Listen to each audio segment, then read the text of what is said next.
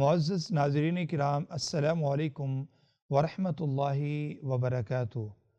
Programme रहनुमाई में मैं हूँ आपके साथ हाफिज़ मोहम्मद नौमान तूर। नाज़रीन किराम, आज के प्रोग्राम रहनुमाई का हम आगाज़ तिलावत कुरान मजीद से करना चाहेंगे। तिलावत कुरान मजीद के लिए मेरे साथ स्टूडियो में मौजूद हैं कारी मुज़म्मल शफ़ी साहब हाफ़िज़हुल्लाह ताला। तो कर सब आज का जो हमारा प्रोग्राम है इसका आगाज़ तिलावत कुरान मजीद से फरमाइएगा। अऊज़ु बिल्लाहि मिनश शैतानिर रजीम।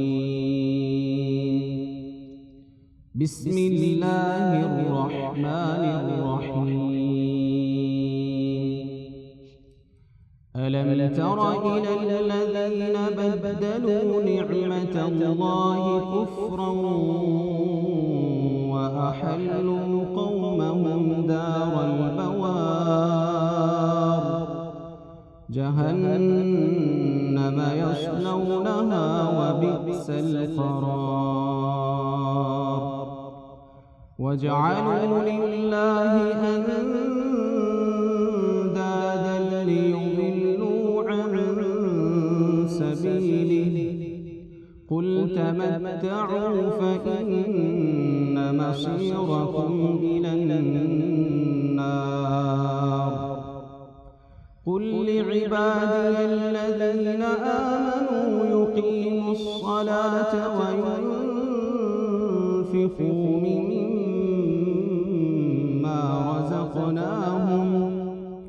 व यunfiqu mimma razaqnahum sirran व अलानियतन min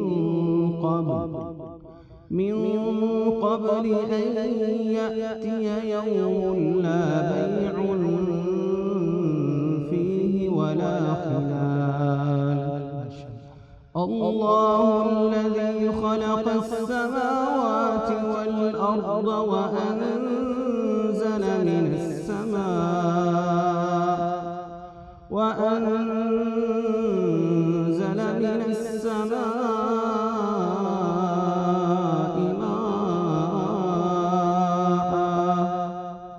فأخرج به من الثمرات رزقا لكم وسخر لكم الفلك لتجري في البحر بأمره وسخر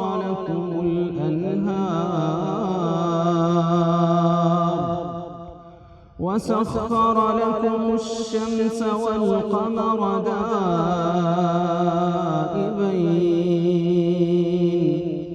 وسخر لكم الليل والنهار وآتاكم من كل ما سألتموه وإن تعدوا نعمة الله لا تحصوها إن الإنسان لظلوم كفار صدق الله العظيम। नाज़रीन किराम, आज के इस प्रोग्राम रहनुमाई में हम जिस मौजू पे गुफ्तगू करने वाले हैं वो है कि अपने वसाइल से दूसरों को फ़ायदा पहुंचाना। अल्लाह के रसूल सल्लल्लाहु अलैहि वसल्लम की अहादीस का जो मफ़हूम है कि तुम में से बेहतरीन वो है जो लोगों को फ़ायदा पहुंचाने वाला है, जो लोगों के लिए बेहतर है। लोगों की खिदमत खलक करने के हवाले से या लोगों की मदद करने के हवाले से या किसी भी सूरत में वो लोगों को फ़ायदा पहुंचाने वाला है तो वो अल्लाह के रसूल सल्लल्लाहु अलैहि वसल्लम के यहाँ भी बड़ा महबूब है और अल्लाह के यहाँ भी बड़ा महबूब है। तो इस हवाले से आज हम आज के इस प्रोग्राम में जानने की कोशिश करेंगे कि जो दूसरों के लिए कोशिश करता है, उनके मसाइल को हल करने के लिए, उनकी मुश्किलात के लिए में आसानियाँ पैदा करने के लिए अल्लाह ताला के यहाँ और रसूलुल्लाह सल्लल्लाहु अलैहि वसल्लम के यहाँ उसकी क्या अहमियत है और अल्लाह ताला ऐसे अपने बंदों को कौन से इनामात से نوازنے والے ہیں۔ تو میں بڑھتا ہوں اپنے معزز مہمان کی طرف۔ ڈاکٹر صاحب، اسلام ایک مکمل ضابطۂ حیات ہے۔ جہاں اسلام اہل ایمان کو، انسان کو، مسلمان کو عبادات کا حکم دیتا ہے، وہاں اسلام ایک باصیت مسلمان، باصیت انسان ہماری یہ بھی رہنمائی کرتا ہے کہ ہم لوگوں کو فائدہ پہنچائیں۔ تو بتائیے گا کہ اسلام میں ہم دوسروں کو فائدہ کس انداز کے ساتھ پہنچا سکتے ہیں؟ ایک باصیت ہمارے لیے مسلمان اور باصیت انسان ہمارے لیے رسول اللہ صلی اللہ علیہ وسلم کی کیا تعلیمات ہیں؟ الحمدللہ رب العالمین والصلاة والسلام علی سید الانبیاء والمرسلین، اما بعد۔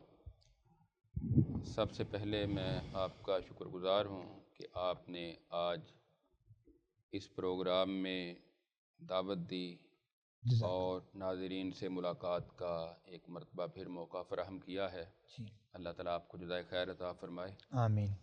آج کا جو ٹاپک ہے یہ بڑا ہی اچھا اور بڑا ہی، میں سمجھتا ہوں کہ ہر دور میں اس کی ضرورت ہے، اور بالخصوص آج کا جو دور ہے جس میں اکثر لوگ نفسا نفسی کا ماحول ہے، صرف اپنے مفادات کے تحفظ کے لیے اپنی زندگی بسر کر رہے ہیں۔ بالکل۔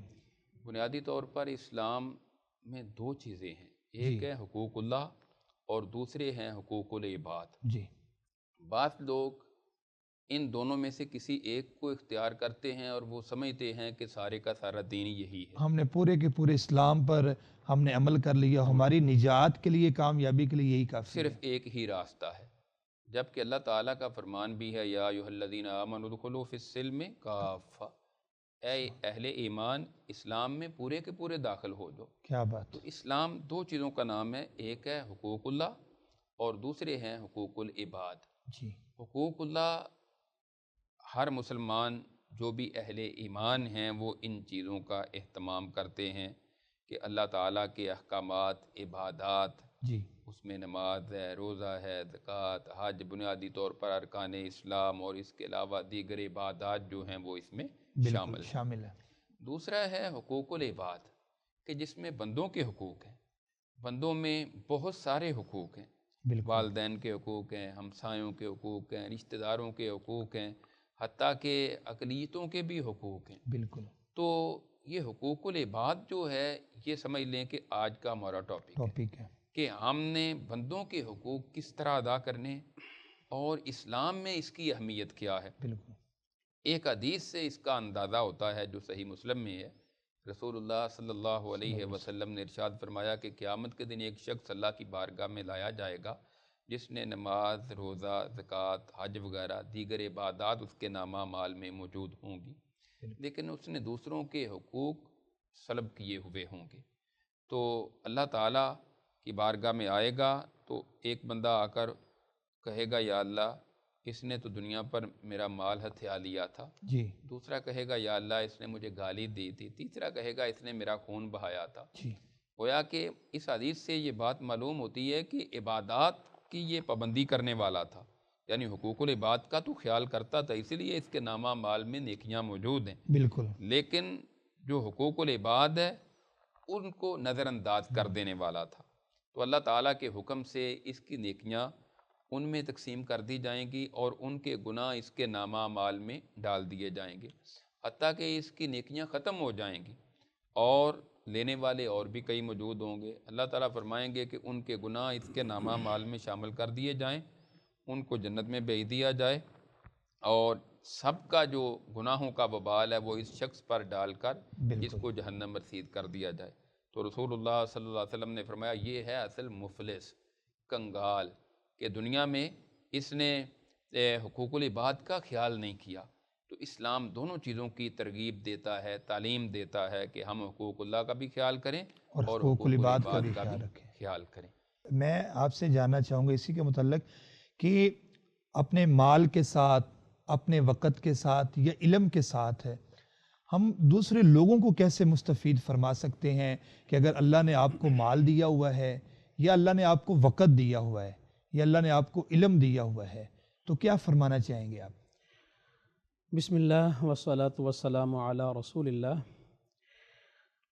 نعمان صاحب، رسول اللہ صلی اللہ علیہ وسلم نے صلی اللہ علیہ وسلم اپنے کردار سے اور اپنے عمل سے یہ ساری چیزیں اپنی امت تک پہنچا دی ہیں۔ بے شک خود اللہ کے رسول علیہ الصلاۃ والسلام جب مدینہ میں تشریف لائے، اس وقت آپ دیکھیں کہ جو مہاجرین تھے، جو جی مکہ سے ہجرت کر کے مدینہ آئے تھے، ان کے پاس کچھ نہیں تھا۔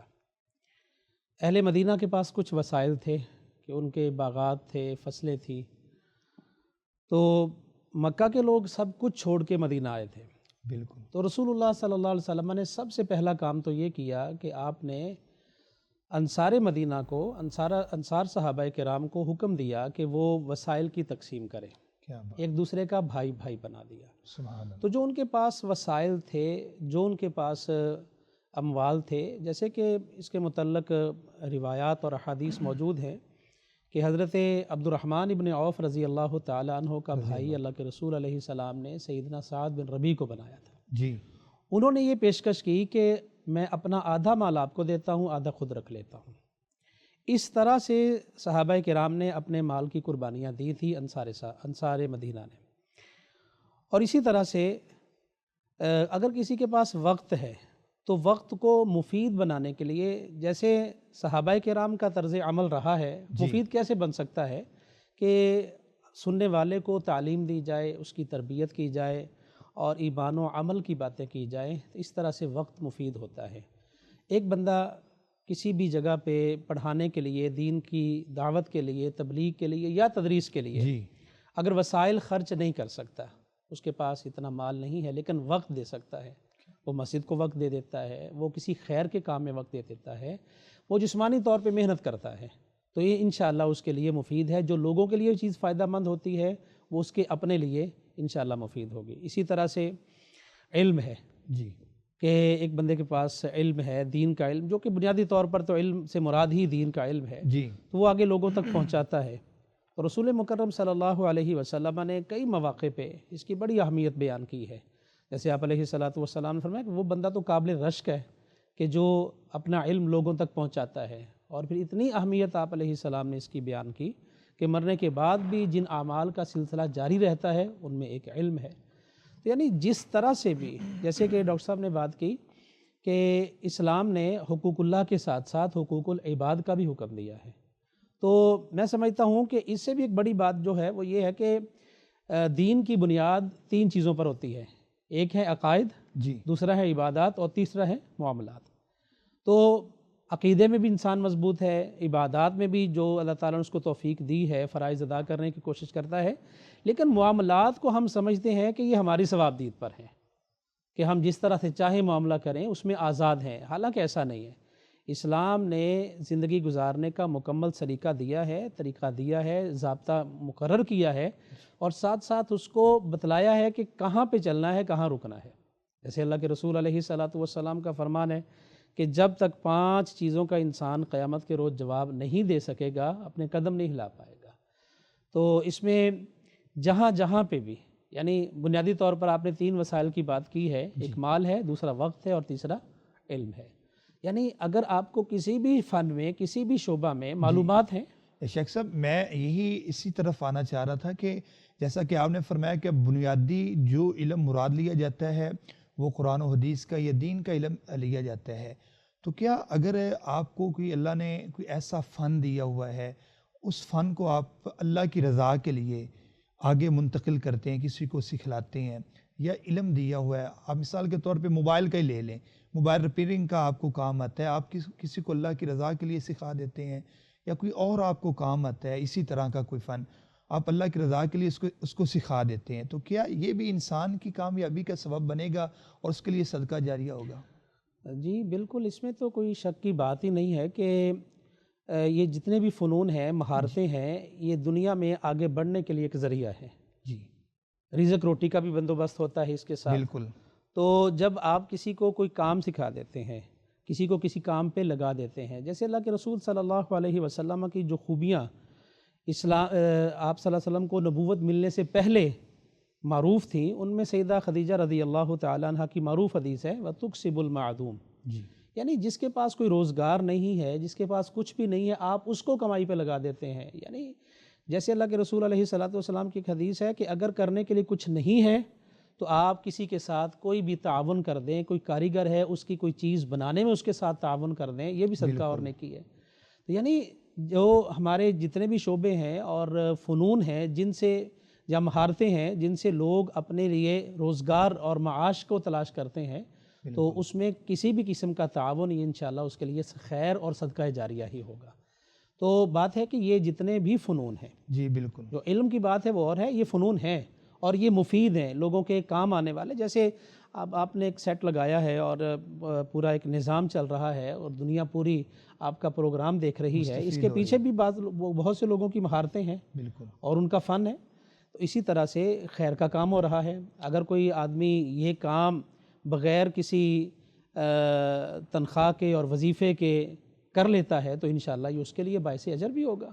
اور اسی طرح کوئی بھی کام ہے جی بہت شکریہ، جہاں پہ آپ سمجھتے ہیں کہ کسی کا فائدہ ہو سکتا ہے، کسی کے لیے کوئی رزق کا انتظام ہو سکتا ہے، کوئی بندہ اپنے بچوں کے لیے روٹی کما سکتا ہے، آپ اس کے ساتھ تعاون کرتے ہیں، انشاءاللہ باعث خیر اور باعث اجر ہے۔ شیخ صاحب، رسول اللہ صلی اللہ علیہ وسلم کی جو زندگی ہے، آپ کی جو سیرت ہے، آپ کا جو کردار ہے، وہ امت کے لیے خیر کا باعث ہے، برکت کا باعث ہے، رحمت کا باعث ہے، اور ہر عمل رسول اللہ صلی اللہ علیہ وسلم کا جو بھی کیا جاتا ہے، اگر کوئی بھی اس پر عمل کرنے والا تو وہ دنیا میں بھی کامیاب ہوتا ہے اور آخرت میں بھی۔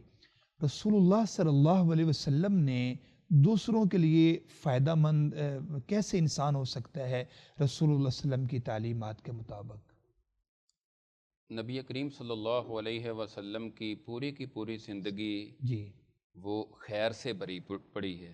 بے شک، آپ صلی اللہ علیہ وسلم کے ایک تو ابھی شیخ صاحب نے اشارہ کیا جو سیدہ خدیجہ رضی اللہ تعالیٰ عنہا نے کہا تھا، اس میں جتنی بھی باتیں ہیں کہ جب آپ پر پہلی وحی نازل ہوئی غار حرا میں، بالکل، تو چونکہ پہلا موقع تھا، آپ نے اس سے پہلے کبھی فرشتے کو دیکھا نہیں تھا، تو آپ اپنے گھر میں آئے گھبرائے ہوئے، تو سیدہ خدیجہ رضی اللہ تعالیٰ عنہا نے جو آپ کی اس موقع پر خوبیاں گنوائی تھی، وہ ساری کی ساری جو ہیں وہ حقوق العباد، لوگوں کے نفع، لوگوں کی خیر پر ہی وہ مشتمل ہیں۔ لوگوں کو فائدہ پہنچانا۔ کلا واللہ لا یخزیک اللہ ابدا انک لتصل الرحم وتحمل الکلا وتکسب المعدوم وتقری الضعیف وتعین علی نوائب الحق، کہ اللہ تعالیٰ تو آپ کو کبھی رسوا نہیں کرے گا، اس لیے کہ آپ تو صلہ رحمی کرتے ہیں۔ اب صلہ رحمی کیا ہے؟ کہ دوسرے رشتہ داروں کے ساتھ تعلق جوڑنا، ان کے کام آنا، حتیٰ کہ ان کے کام آنا۔ سل من قطع کا، آپ نے فرمایا اس کے ساتھ صلہ رحمی کر جو تیرے ساتھ قطع تعلق ہی کرتا ہے، یعنی جو آپ کے ساتھ خیر اور بھلائی سے کام نہیں آتا۔ آپ کو یہ نہیں کہا گیا کہ آپ بھی اس کے ساتھ قطع تعلق ہی کریں۔ ادفع باللتی ہی احسن فاذا الذی بینک وبینہ عداوۃ کانہ ولی حمیم۔ اللہ تعالیٰ کہتے ہیں کہ کوئی برائی بھی کرتا ہے نا تو آپ اس کا جواب اچھائی کے ساتھ دیں، نتیجہ یہ نکلے گا کہ ایک وقت گزرے گا تو آپ کا وہ دلی دوست بن جائے گا۔ تو آپ صلہ رحمی کرتے تھے، حتیٰ کہ جو آپ کے رشتہ دار اور جو گرد و نواح میں رہنے والے وہ بھی آپ کے ساتھ نبوت کے بعد آپ کی مخالفت کرتے، لیکن آپ نے ان کا کبھی برا نہیں سوچا، آپ نے کسی کو کبھی اذیت نہیں دی، کبھی آپ نے کسی کو تکلیف نہیں دی۔ آپ دوسروں کے لیے کماتے، صرف اپنی ذات کے لیے نہیں بلکہ دوسروں کے لیے۔ بے سہارا کا آپ سہارا بنتے، جس کا کوئی کمانے والا نہیں ان کے لیے آپ کماتے، جو مجبور ہے معذور ہے آپ ان کی خیر خواہی کرتے ہیں۔ اور سیدہ خدیجہ رضی اللہ تعالیٰ عنہ کہتی ہیں کہ آپ مہمانوں کی مہمان نوازی کرنے والے اور ہر حق کے معاملے میں آپ تو مدد کرنے والے ہیں۔ تو جس بندے میں یہ خوبیاں پائی جائیں گی اس بندے کو اللہ تعالیٰ کبھی بھی ضائع نہیں کرے گا۔ اور یہی خوبیاں سیدنا ابو بکر صدیق رضی اللہ تعالیٰ عنہ کے اندر بھی پائی جاتی، جب وہ کفار کے ظلم و ستم سے دل برداشتہ ہو کر نکلے تو ان کو واپس لایا گیا۔ تو اس وقت ابن داغنہ نے جب ان کو اپنی ضمانت پر لے کر آئے تو اس وقت ان کے اندر بھی انہی خوبیوں کا تذکرہ ہوا تھا۔ تو رسول اللہ صلی اللہ علیہ وسلم کی زندگی پہلی ہجرت سے پہلے کی دیکھ لیں، بلکہ نبوت سے پہلے کی دیکھ لیں، تو وہ حلف الفضول والا معاہدہ دیکھ لیں آپ، کہ جس میں لوگوں کی خیر خواہی مقصود تھی، اور اسی طرح لوگوں کے درمیان اصلاح کرنا، صلح کروانا۔ حجر اسود کا نصب کرنے کا واقعہ بھی اس کی بہت بڑی مثال ہے۔ اور پھر نبوت کے بعد جو آپ کی تعلیمات ہیں وہ تو خیر ہی خیر ہے، وہ تو بھلائی ہی بھلائی ہے۔ کہ آپ کی زندگی مکی دور ہو یا مدنی دور ہو، آپ جہاں کہیں نظر آتے ہیں لوگوں کی بھلائی کرتے ہوئے، خیر کرتے ہوئے، معاشرے میں امن قائم کرنے کے لیے، یہ بھی ایک بہت بڑی خیر ہے، نفع ہے۔ دیکھیں بعض اوقات ہوتا ہے ایک معمولی سی بات سے لڑائی چھڑتی ہے، اور جس طرح زمانہ جاہلیت میں ہوتا تھا کہ گھوڑے کو دوڑانے پر لڑائی ہو گئی، پہلے پانی پینے پلانے پر لڑائی ہو گئی، اور یہ 40 سال تک اس میں نسلیں تباہ و برباد ہو جاتی تھی۔ نبی کریم صلی اللہ علیہ وسلم نے امن کے ذریعے، امن قائم کر کے، آپ پیغمبر امن کے طور پر آئے، تو آپ نے لوگوں کو ایسا نفع دیا ہے کہ وہ جن کی پرانی دشمنیاں تھیں وہ محبتوں میں بدل گئی۔ انصار مدینہ کو آپ دیکھ لیں، اوس اور خزرج کی آپس میں جنگ ہوتی تھی، اور آج ان کی محبتیں جو ہیں وہ سارے کے سارے آپس میں بھائی بھائی بنے ہوئے ہیں۔ یہ تھی نبی کریم صلی اللہ علیہ وسلم کی تعلیمات، اور آپ کی خیر کی دعوت، اور لوگوں کا نفع کیا آپ نے لوگوں کے وسائل کو بھی ضائع نہیں کیا آپ نے، اور لوگوں کے مال کو بھی آپ نے ضائع نہیں کیا، اور لوگوں کے اوقات کو بھی ضائع نہیں کیا۔ وہ حدیث میں آتا ہے نا کہ آپ نے فرمایا کہ جو مال ہے یہ غربت سے پہلے اس کو غنیمت سمجھو، اور جو فارغ وقت ہے اس کو اپنی مشغولیت سے پہلے غنیمت سمجھو، اور جوانی کو بڑھاپے سے پہلے غنیمت سمجھو، زندگی کو موت سے پہلے غنیمت سمجھو۔ یعنی یہ آپ نے ان ساری چیزوں کا یہ بتایا ہے کہ یہ چیزیں لوگوں کے لیے نفع کا باعث بنے، نہ کہ آپ ان کو فضول ضائع کر دیں، اپنی جوانی کو ضائع کر دیں، اپنی صحت کو ضائع کر دیں۔ بیماری سے پہلے صحت کو غنیمت سمجھو کہ صحت کی حالت میں آپ دوسروں کی مدد کر سکتے ہیں، صحت کی حالت میں آپ کما سکتے ہیں، صحت کی حالت میں آپ کسی بے سہارا کا سہارا بن سکتے ہیں۔ تو نبی کریم صلی اللہ علیہ وسلم کی سیرت ساری کی ساری ان امور سے بری پڑی ہے، اور آپ نے امت کو بھی اس بات کی بہت زیادہ تعلیم دی ہے۔ کہیں آپ بیواؤں کی خدمت کر رہے ہیں، کہیں آپ یتیموں کی، کہ جن کو لوگ وراثت میں حصہ نہیں دیتے تھے، آپ نے فرمایا انا وکافل الیتیم فی الجنت ھکذا، صحیح بخاری میں، کہ میں اور یتیم کی پرورش کرنے والا جنت میں اس طرح ہوں گے جس طرح یہ دو ہوتے ہیں۔ اور پھر مسکین کی اور بیووں کی مدد کرنے والا وہ روزہ دار اور شب بیدار کی شخص کی طرح آپ نے اس کو تشبیہ دی ہے، مثال دی ہے۔ اور پھر معاشرے میں بیٹیوں کو زندہ درگور کر دیا جاتا تھا، جس گھر میں بیٹی پیدا ہوتی قرآن کہتا ہے کہ اس کے چہرے کے اثرات ہی بدل جایا کرتے تھے۔ آپ نے فرمایا اللہ تعالیٰ جس کو 2 بیٹیاں دے، وہ ان کی اچھی پرورش کرے، ان کی تربیت کرے، تو وہ اور میں جنت میں اس طرح ہوں گے جس طرح یہ 2 انگلیاں ساتھ ساتھ۔ عورتوں پر ظلم و ستم ہوتا تھا، آپ عورتوں کے لیے کس طرح خیر بنے؟ آپ نے فرمایا جو خود کھاؤ ان کو بھی کھلاؤ، جس معیار کا لباس خود پہنو اسی معیار کا لباس ان کو بھی دو۔ حتیٰ کہ معاشرے میں سب سے پسا ہوا طبقہ جو غلام تھے، جن کو لوگ منڈیوں سے خریدتے، جس طرح آج کل ہمارے ہاں جانور فروخت ہوتے ہیں، اسی طرح غلام فروخت ہوتے تھے منڈیوں میں۔ آپ نے ان کے ساتھ بھی خیر اور بھلائی کا کس طرح حکم دیا کہ فرمایا کہ جس طرح کھانا خود کھاتے ہو، جو خود کھاؤ وہ اپنے غلام کو بھی کھلاؤ، جس طرح لباس خود پہنتے ہو اسی طرح کا لباس ان کو بھی پہناؤ۔ یعنی معاشرے کے تمام طبقات کو آپ نے نفع پہنچانے کا حکم دیا۔ جو اس دور میں پسے ہوئے طبقات تھے، لوگ ان کو کوئی اہمیت نہیں دیتے تھے، عورتوں کو، غلاموں کو، اور حتیٰ کہ جو کوئی بیوہ ہو جاتی عورت، اس کو تو پھر بالکل ہی کوئی تیار نہ ہوتا کہ اس کے ساتھ کوئی شادی کرے۔ تو نبی کریم صلی اللہ علیہ وسلم نے اپنی ذات سے، آپ کی 11 شادیاں ہوئی تو اس میں سے 10 جو ہیں وہ آپ نے بیواؤں کے ساتھ شادی کر کے ان کا آپ سہارا بنے۔ یہ بہت بڑی مثال ہے امت کے لیے کہ آپ دوسرے کو خیر پہنچائیں، نفع پہنچائیں۔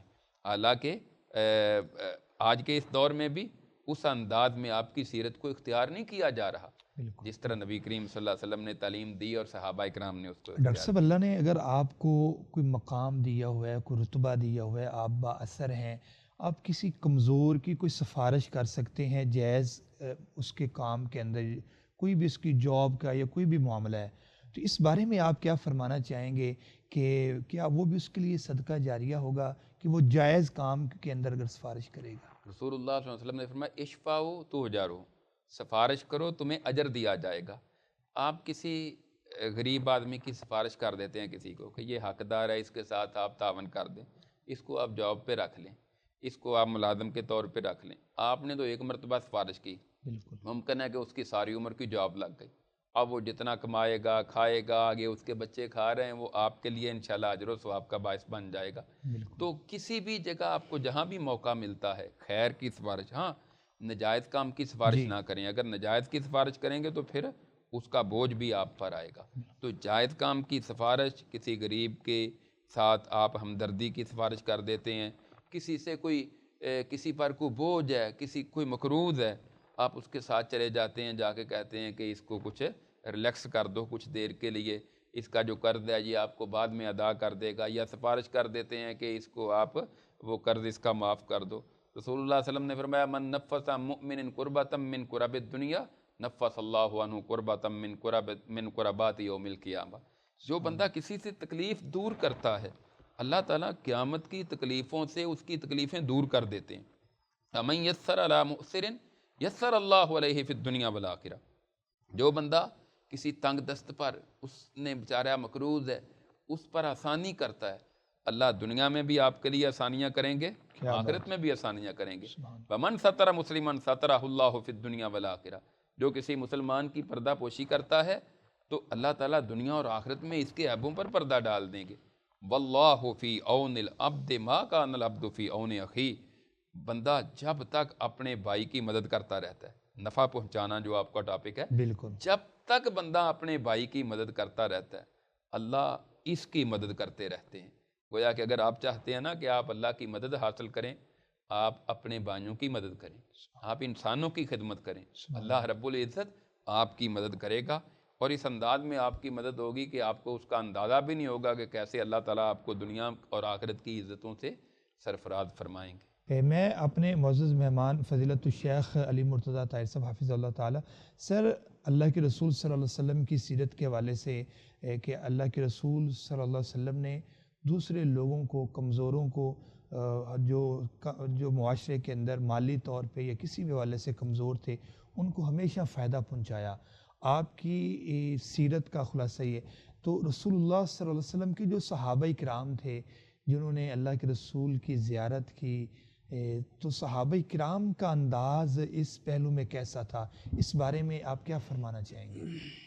دیکھیں جی, سب سے پہلے بات یہ ہے کہ رعایا کی جتنی بھی ضروریات ہوتی ہیں ان کا خیال کرنا سب سے پہلے ریاست کی ذمہ داری ہے. جی.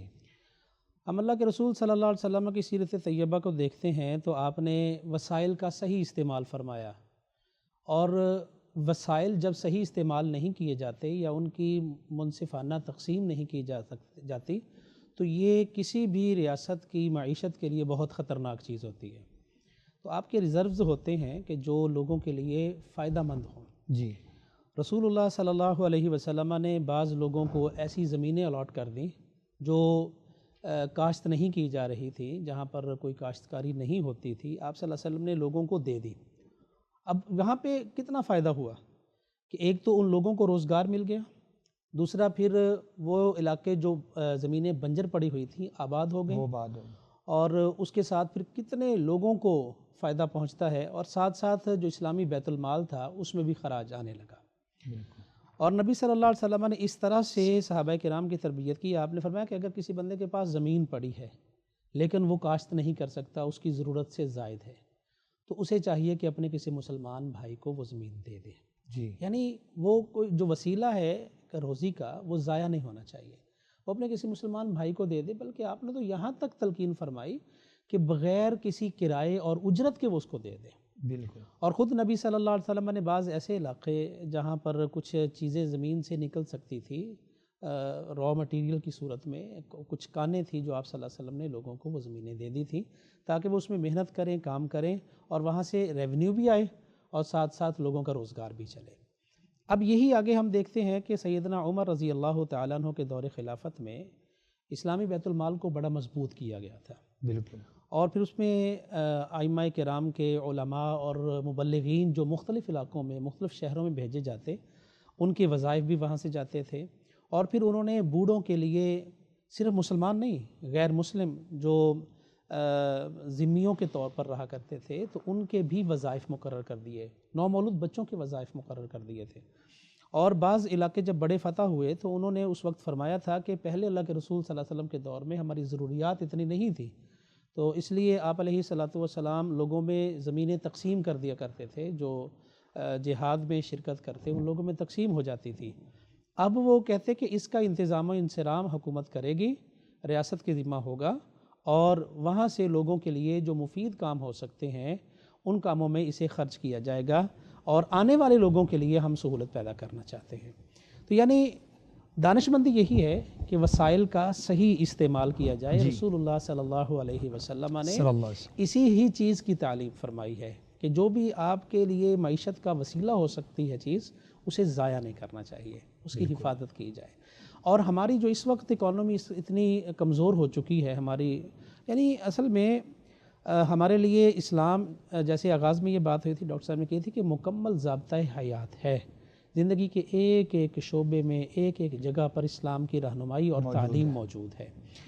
تو حکمرانوں کو بھی وہاں سے سبق لینا چاہیے کہ آج ہماری حالت یہاں تک پہنچ چکی ہے کہ لوگ فاقہ کشی کی وجہ سے خودکشیاں کر رہے ہیں، لوگ اپنی اولاد کو قتل کر رہے ہیں، تو یہاں تک حالات ہو چکے ہیں۔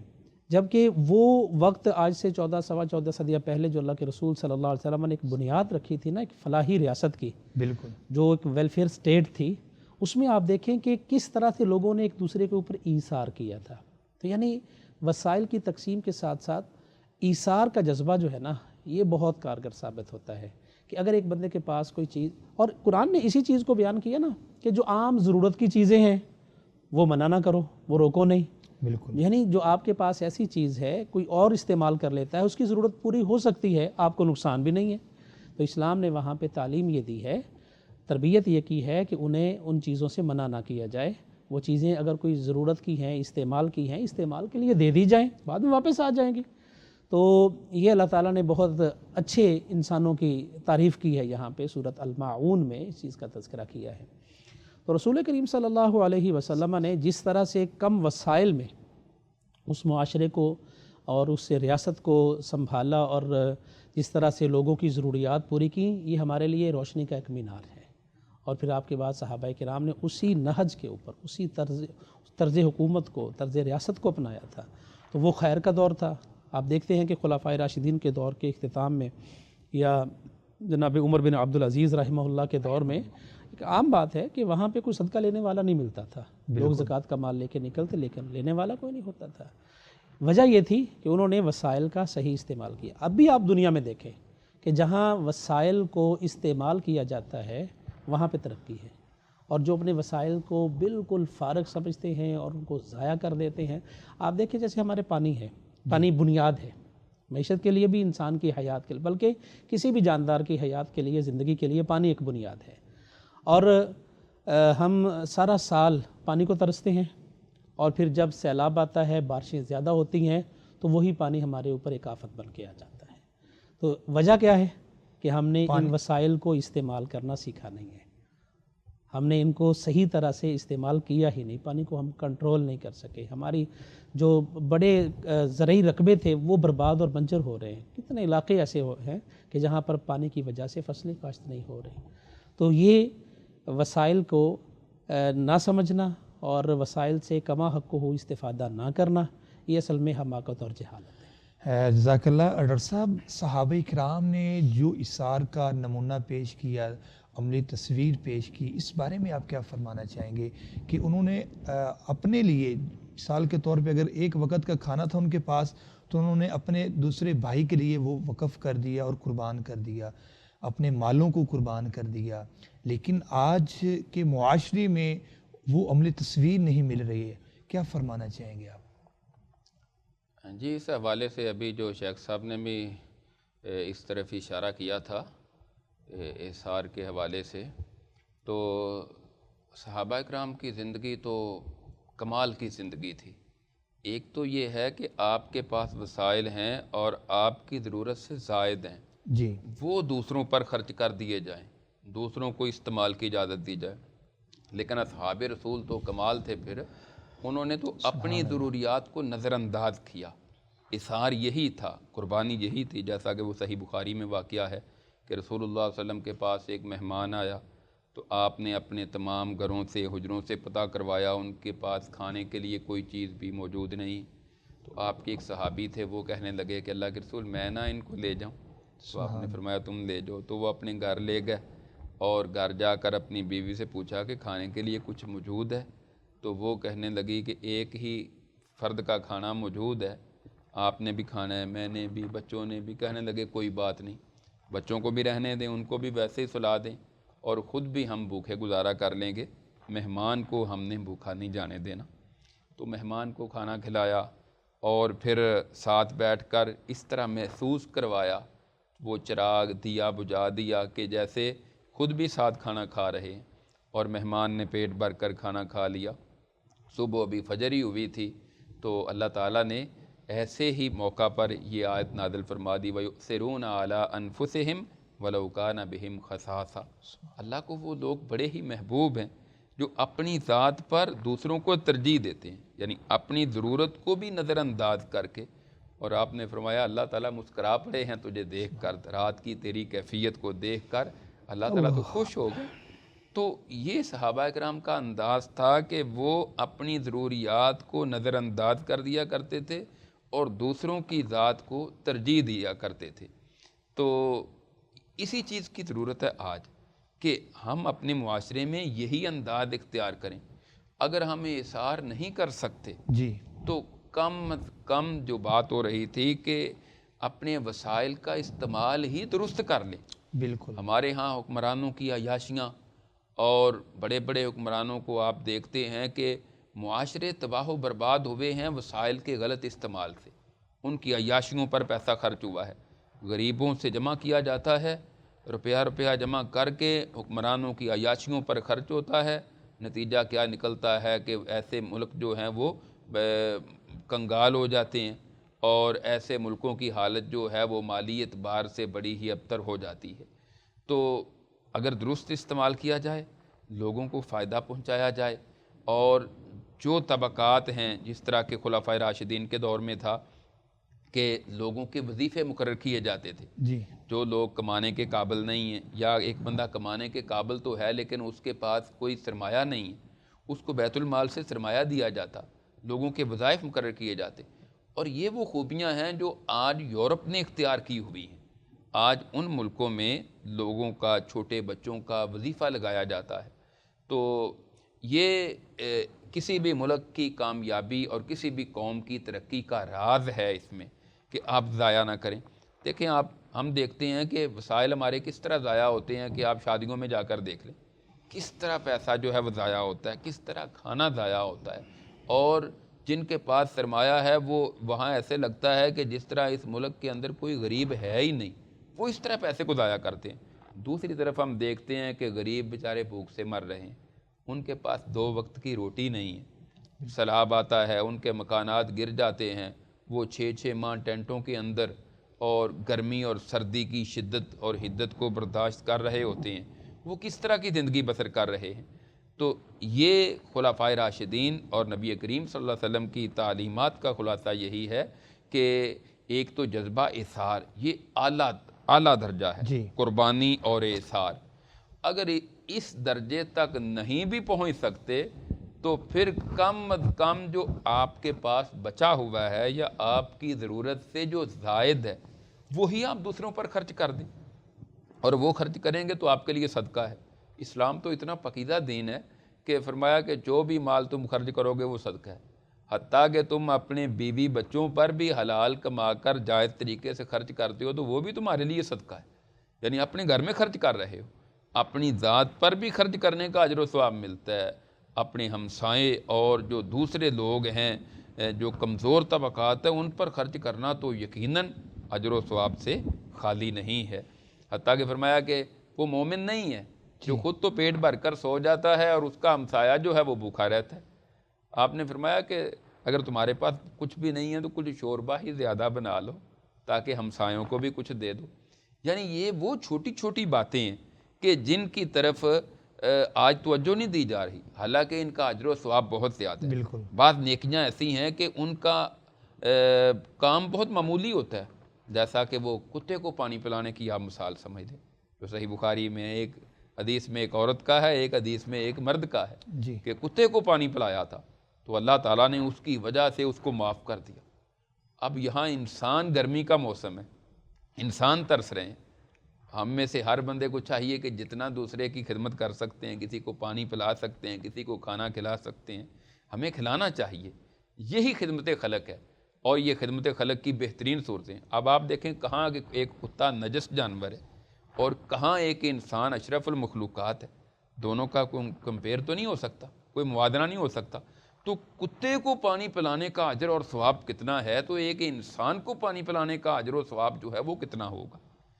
تو یہ وہ واقعات اور صحابہ اکرام کی زندگی کے جو ہمیں رہنمائی ملتی ہے کہ ہم اپنے معاشرے میں ان چیزوں کو عام کریں اور لوگوں کی توجہ ہم اس طرف، جس طرح وہ ایک اسلام آباد میں ایک مسجد رحمۃ اللہ علیہ ہے، تو وہاں لوگوں کو عبادات کے ساتھ ساتھ انہوں نے مہیا کیا، تو پورے ملک میں ان کو وسائل بھی مل رہے ہیں اور لوگوں پر وہ خرچ بھی کر رہے ہیں۔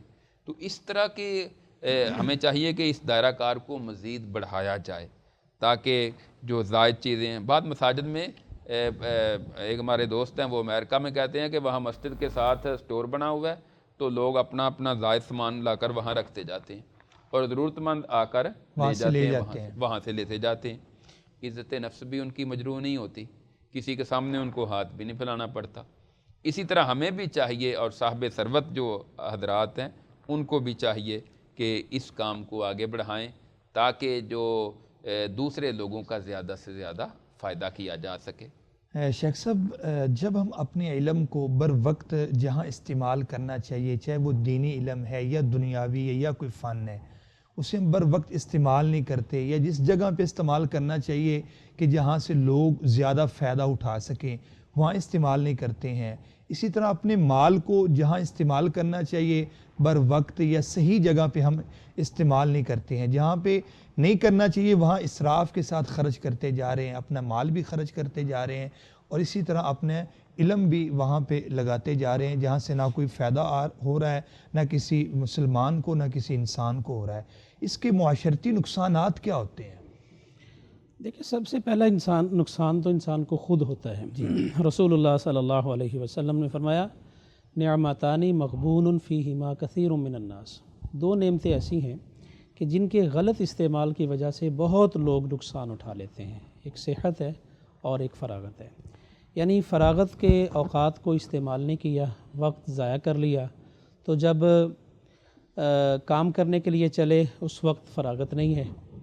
اسی طرح سے صحت کے وقت میں جب صحت تھی، تندرستی تھی، اس وقت انسان نکما بنا پڑا رہے، اور پھر جب صحت ویسی نہ رہے تو کام کاج کے لیے نکلے، تو یہ میں سمجھتا ہوں کہ بہت بڑی نادانی اور بے وقوفی ہے۔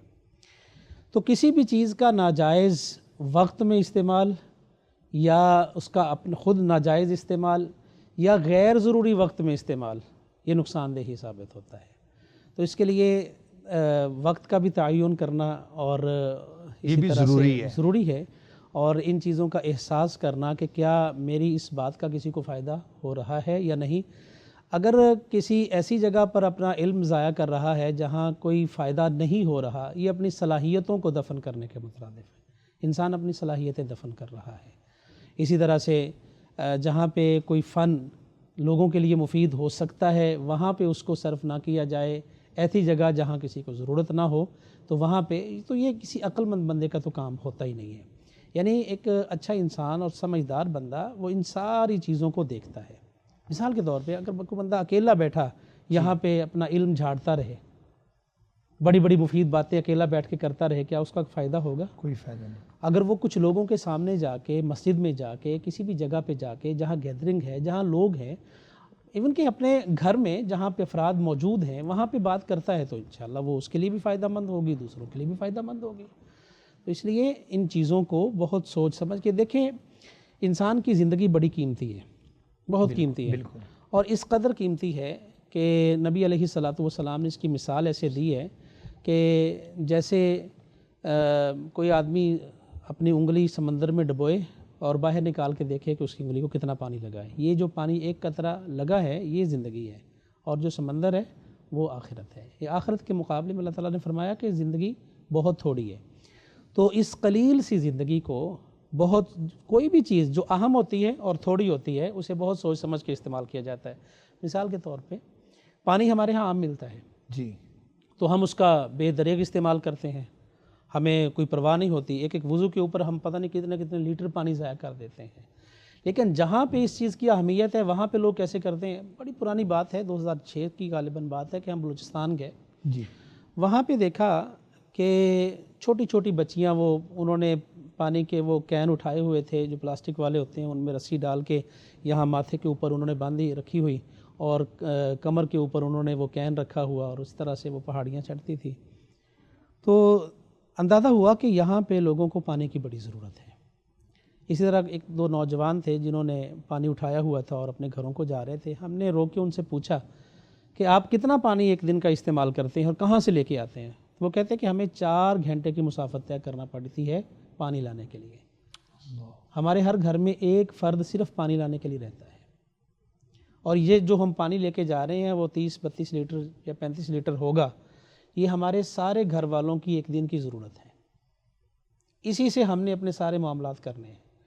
تو میں سوچ رہا تھا کہ ہمارے ہاں جہاں پانی عام ہے ہمیں اس چیز کی کوئی پرواہ نہیں ہے. تو یعنی آپ اس چیز کو ضائع کرتے ہیں جس کی اہمیت آپ کی نظر میں نہیں ہوتی ہے, جسے آپ غیر اہم سمجھتے ہیں, غیر ضروری سمجھتے ہیں. ہمارے ہاں پانی اتنا اہم نہیں ہے, ہم ضائع کرتے ہیں. جن لوگوں کے لیے جو ایک ایک بوند کے لیے پانی کو ترستے ہیں تو بہت سوچ سمجھ کے استعمال کرتے ہیں. اسی طرح سے زندگی کا معاملہ ہے کہ زندگی آخرت کے مقابلہ میں بہت تھوڑی ہے.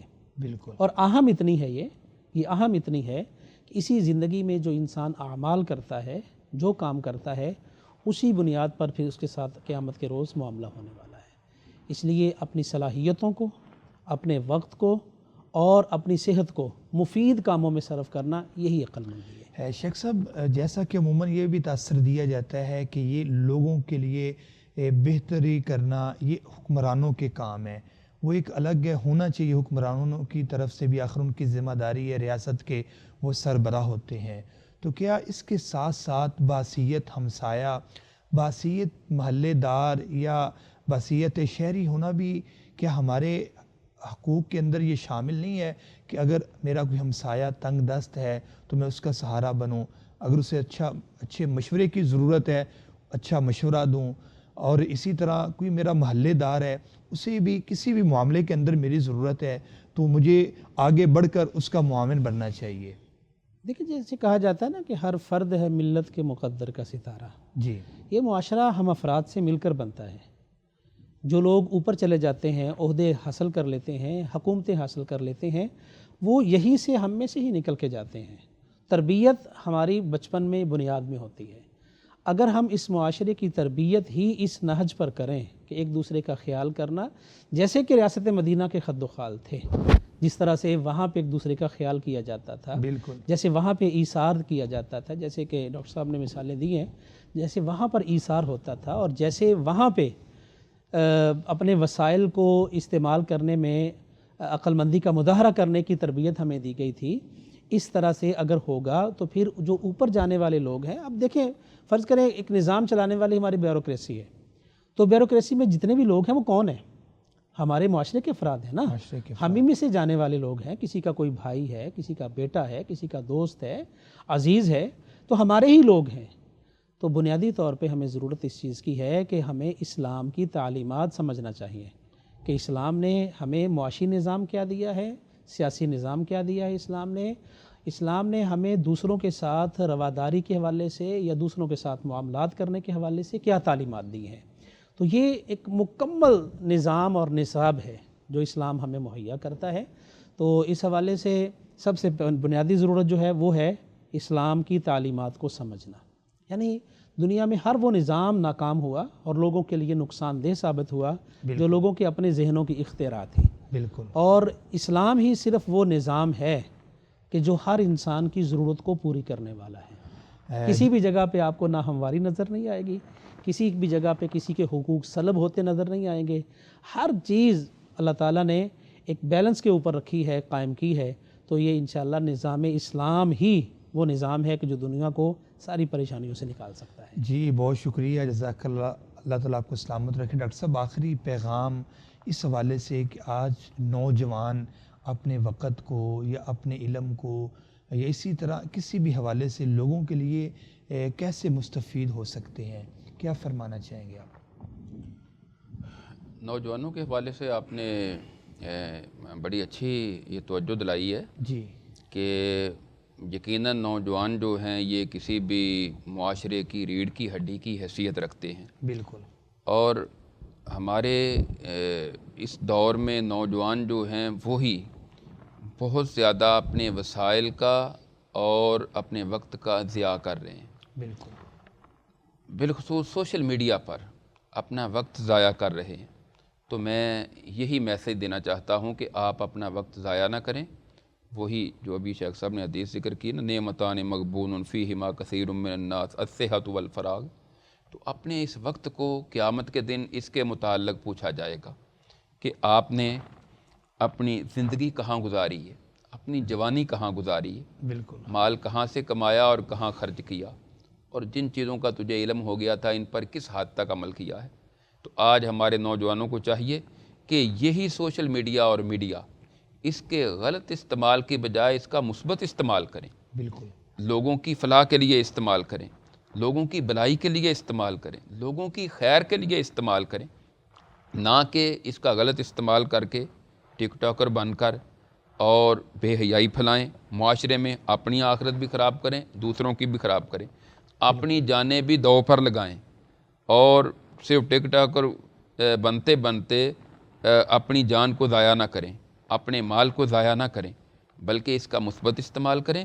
اس کے ذریعے لوگوں میں کتاب و سنت کی تعلیم عام کی جا سکتی ہے، اس کے لیے ذریعے لوگوں کو کوئی ہنر سکھایا جا سکتا ہے، بالکل، اس کے ذریعے لوگوں کو اس دور میں ان کی توجہ مثبت جو کام ہیں ان کی طرف دلائی جا سکتی ہے، کہ جو لوگ بے بس ہیں، بے روزگار ہیں، ان لوگوں کی خیر خواہی کی طرف، یا لوگوں کے جو مسائل ہوتے ہیں ان کی طرف توجہ دلا کر لوگوں کی خیر کا باعث بن سکتے ہیں۔ لہذا ان کو اپنا مثبت کردار ادا کرنا چاہیے تاکہ ان کے لیے صدقہ جاریہ بھی بن جائے، ان کی نجات کا ذریعہ بھی بن جائے، اور اپنا وقت جو ہے اور اپنے وسائل جو ہیں یا اپنا مال جو ہے وہ اس کو بھی ضائع کر کے اللہ کے ہاں مجرم کی حیثیت سے کھڑے نہ ہوں، بلکہ اپنی ذمہ داریاں پوری کرتے ہوئے اللہ کے سامنے سرخرو ہوں۔ ڈاکٹر صاحب بہت شکریہ، اللہ تعالیٰ آپ کو سلامت رکھے، آپ تشریف لائے۔ شیخ صاحب اللہ تعالیٰ آپ کو جزائے خیر عطا فرمائے، آپ تشریف لائے۔ کر صاحب اللہ تعالیٰ آپ کو جزائے خیر عطا فرمائے، آپ تشریف لائے۔ ناظرین اکرام، آج کا جو ہمارا موضوع تھا وہ تھا کہ دوسرے لوگوں کو فائدہ پہنچانا اپنے وسائل سے۔ اللہ نے اگر آپ کو کوئی صاحب علم بنایا ہے تو اپنے علم سے لوگوں کو فائدہ پہنچائیں۔ اگر اللہ نے آپ کو صاحب فن بنایا ہے تو اپنے فن سے، کوئی بھی آپ کے پاس ہنر ہے اس ہنر سے لوگوں کو فائدہ پہنچائیں۔ آپ موبائل ریپیرنگ کے ماسٹر ہیں تو اس فیلڈ کے اندر جو ایسے لوگ ہیں معاشرے کے اندر جو کمزور ہیں ان کو سکھائیں اللہ کی رضا کے لیے، اور وہ آپ کے لیے صدقہ جاریہ بنیں گے۔